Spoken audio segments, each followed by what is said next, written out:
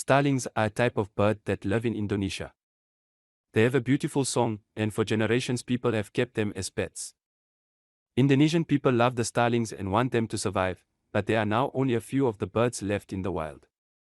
This is because bird traders catch and sell the birds in local markets. Now the birds are in great danger. It is not just starlings. There are thousands of animals in every part of the world that are in danger. That is why the United Nations made Sustainable Development Goal 14. This goal is about protecting plant and animal life on land. People depend on plants and animals. We cannot survive without them, so we must work hard to protect them. What can we do to protect life on land? We can stop cutting down forests and destroying the places where animals live. We can stop illegal hunting and selling animal parts. We can make sure that companies clean up the environment so that both people and animals can live there happily.